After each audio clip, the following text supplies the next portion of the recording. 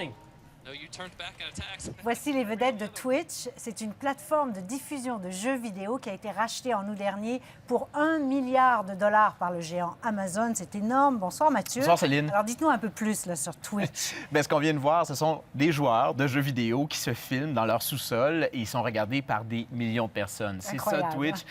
Les chiffres de Twitch pour 2014 ont été publiés la semaine dernière. Écoutez, ça donne le tournis. 100 millions de visiteurs uniques par mois qui regardent des contenus créés comme ces deux gars-là qu'on a vus. Il y en a 1,5 million. On les appelle les streamers qui créent ces contenus-là. C'est pas pour rien donc que la plateforme a été achetée 1 milliard de dollars. Écoutez, c'est 80 employés. C'est pas tant que ça, là. 1 milliard de dollars par Amazon. C'est dire qu'il y a des enjeux très grands en arrière de ça. Et ils diffusent aussi sur ce site de grands événements? Oui, comme par exemple le e-sport. On appelle ça le e-sport, donc les sports électroniques.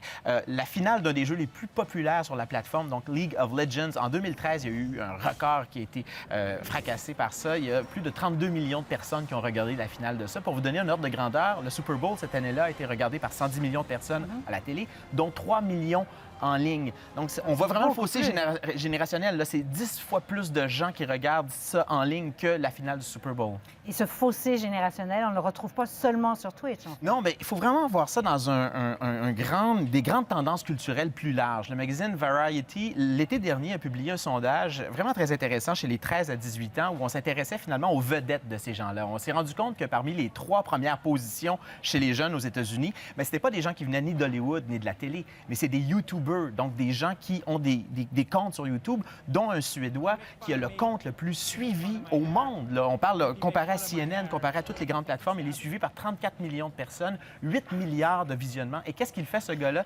PewDiePie, c'est son nom, Félix Kelsberg. Eh bien, c'est un chroniqueur de jeux vidéo qui se filme dans son sous-sol. Il fait 4 millions de dollars en revenus par année. Est-ce qu'il y a des Québécois qui sont sur Twitch? Bien oui, on retrouve par exemple Denis Talbot, qu'on a connu chez Monsieur Net, qui est un des grands spécialistes du jeu vidéo au Québec, qui diffuse une émission qui s'intéresse aux jeux vidéo sur cette plateforme-là. Mais on a aussi par exemple des joueurs, et le joueur le plus connu au Québec, en fait, c'est une joueuse, elle s'appelle Stéphanie Harvey. Elle est suivie par 65 000 personnes et elle est quand même assez populaire à un tel point. Imaginez, elle travaille chez Ubisoft et elle me disait qu'elle fait plus d'argent à diffuser les parties, parce que c'est une championne du monde du jeu Counter-Strike. Elle fait plus d'argent à diffuser ses parties sur Twitch que l'argent qu'elle fait dans son vrai travail, entre guillemets. Donc, pendant ses loisirs, elle fait plus d'argent. C'est donc dire que la société du loisir, elle existe, en tout cas chez cette catégorie de gens-là. C'est peut-être pour ça aussi qu'Amazon a payé 1 milliard de dollars pour une plateforme comme Twitch. C'est populaire.